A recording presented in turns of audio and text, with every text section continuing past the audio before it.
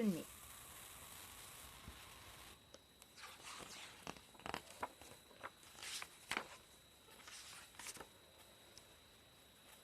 Jules et Julie étaient voisins. Chaque matin, ils traversaient la forêt pour aller à l'école. Ça rassurait leurs parents de les savoir ensemble. Mais jamais Julie n'adressait la parole à Jules, qui ne savait pas comment avouer à Julie son amour.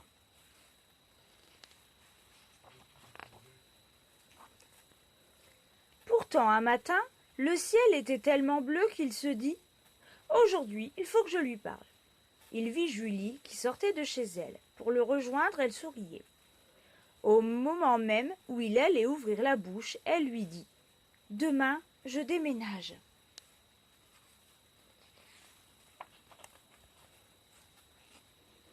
« Mais pourquoi ?» demanda Jules. « T'as pas entendu parler du grand méchant loup ?»« Si, » murmura Jules. « Parce qu'il est dans les parages, et tu sais quoi? Il enlève les petits enfants, et il les mange. Alors demain, on déménage. Enfin, toi, tu ne risques rien. » Et Julie, comme d'habitude, passa devant lui la tête haute. Jules la suivit sans rien dire, ne sachant pas trop bien pourquoi, lui, il ne risquait rien.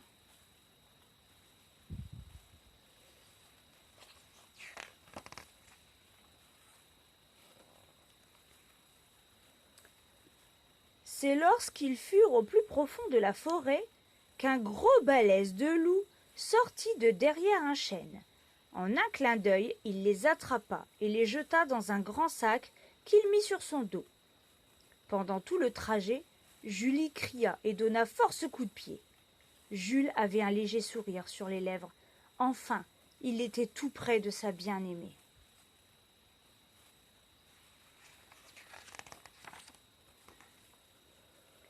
Le loup les débarqua sans ménagement, et il sortit en fermant soigneusement les nombreux verrous de la prison. « Qu'est-ce qu'on fait? Tu as un plan ?» demanda Julie.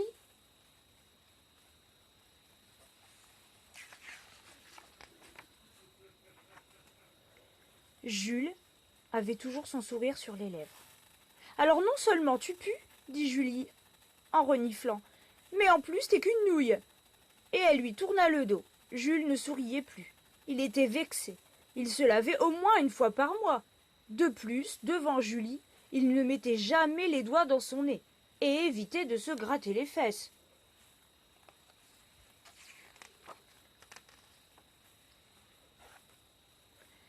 La porte s'ouvrit. « Je suis prêt pour le festin. Par qui je commence ?» grogna le loup. « On dit souvent honneur aux filles. »« Si je peux me permettre, monsieur le grand méchant loup, répondit Jules, mon ami a certainement meilleur goût qu'un pauvre petit cochon qui pue. Et on dit bien qu'il faut garder le meilleur pour la fin. »« Tu as raison, mon garçon, dit le loup en rigolant. Viens avec moi, j'aime les gens comme toi. »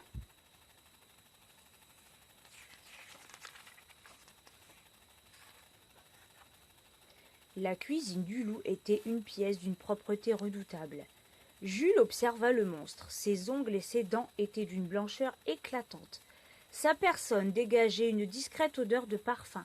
Certainement homme numéro 5, se dit Jules, en se souvenant des reproches de Julie. Oui, il n'était rien qu'un pauvre petit cochon qui pue.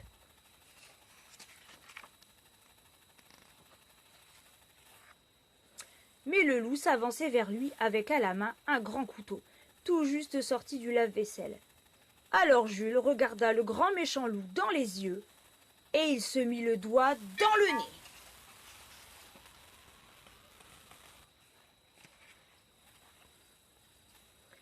Il en retira avec beaucoup d'adresse une grosse crotte de nez gluante.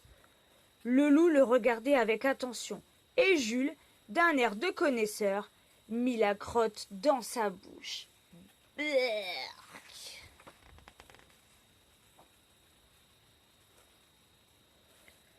Le loup changea de couleur.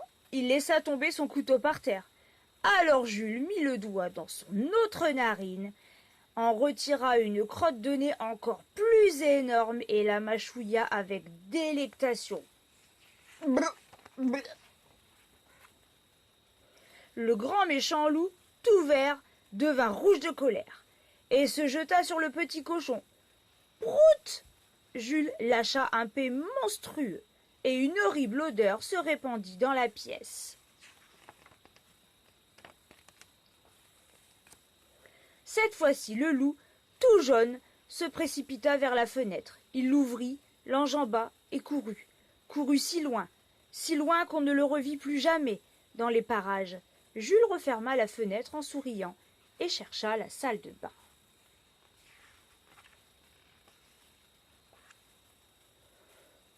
Elle était absolument magnifique. Il y avait même une baignoire qui faisait des bulles. Jules fit couler l'eau chaude, vida un énorme flacon de bain moussant et plongea.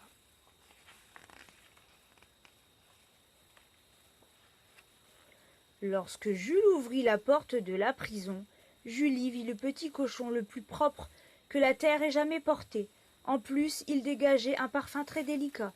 Alors Julie s'avança vers Jules et déposa un bisou sur sa joue, en demandant « Mais comment t'as fait ça ?» Et Jules répondit « Les doigts dans le nez !» Et c'est la fin.